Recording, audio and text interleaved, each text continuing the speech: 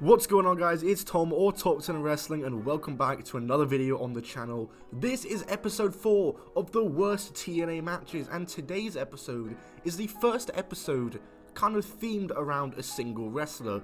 We're going to be looking at AJ Styles' worst TNA matches of all time. Before we get into it though, I would like to thank my Patreon backers, all listed here. For more exclusive content from me, check out my Patreon link down below. Got some content coming out there this weekend, which I'm really excited about, and you guys can look forward to if you check out my Patreon link down below. Would really help me during these trying times, and of course would be really appreciated. Before we get into the video though, let's explain just how this series works. Greetings and salutations, this is Almighty Christopher Daniels, sometimes known as the Fallen Angel, but always known as the greatest wrestler in the world, your mom's favorite wrestler, your dad's favorite wrestler, the world's favorite wrestler. I'm also a paragon of virtue, an inspiration to children everywhere, and the man with the rear that makes the girls cheer. And while you're watching me, I'm telling you, you're also watching Top 10 Wrestling, so congratulations.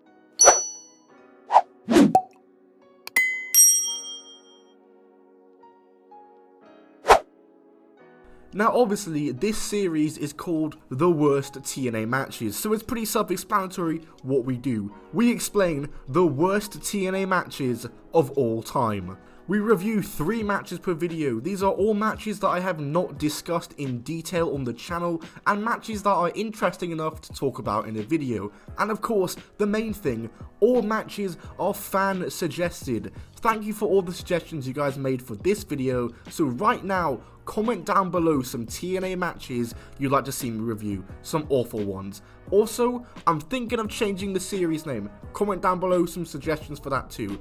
Anyway, let's stop wasting time and let's just go.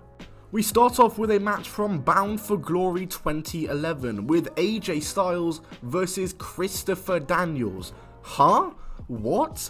You mean to tell me that AJ Styles and Christopher Daniels had a bad match?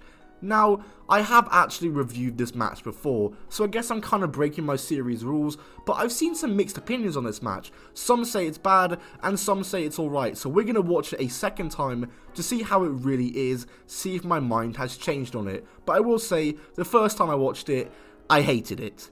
So this is an I Quit match, and right from the get-go, Daniels is trying to get AJ to quit right from the start after like a tackle and some punches. Like, AJ, honestly, you should quit, bro. I don't know if you can handle any more punishment, like a tackle, damn.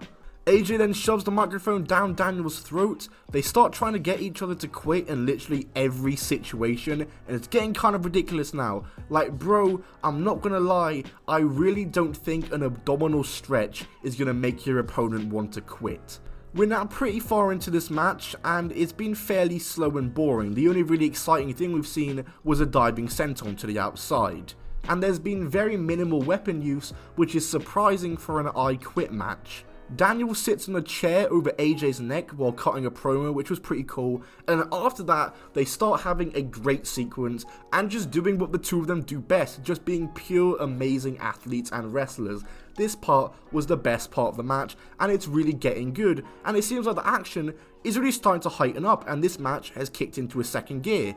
So just 5-10 more minutes of this and you've got a good match. But then AJ grabs a screwdriver, looks to use it, and then Daniels just quits. Just like that. Abrupt finish completely. After that, Daniels just leaves the ring, walks away.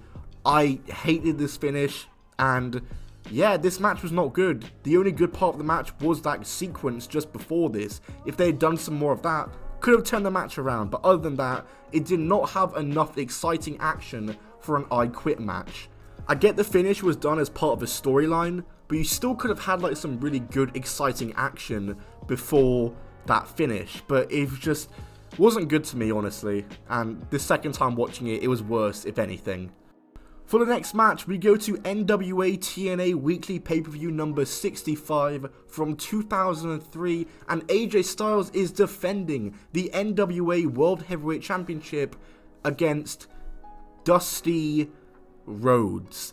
Yes, this match happened in 2003. What is this timeline? Right from his entrance, Dusty just looks out of shape and exhausted and should not be on a stage this big for a wrestling match. This match can't end well. Also, AJ is accompanied to the ring by Vince Russo, which just lowers my interest for this match even more, because Vince Russo I hate as an on-screen character. They start brawling on the outside pretty soon into the match, which is surprising because this is not a Dudley Boys match. And let me tell you that these two absolutely do not click whatsoever. AJ is this fast-paced, athletic guy, whereas Dusty, he's just out of shape and he's exhausted. Like, he just isn't fit to do a wrestling match right now, especially against someone on the caliber of AJ Styles in terms of how fast and quick they are. Like, Dusty could not keep up whatsoever.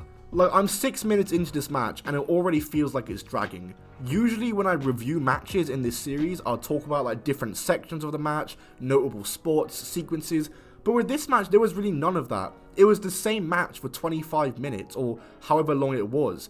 Dusty Rhodes bled profusely, but this match never stepped into a second gear, never got any more exciting, and my god did it drag.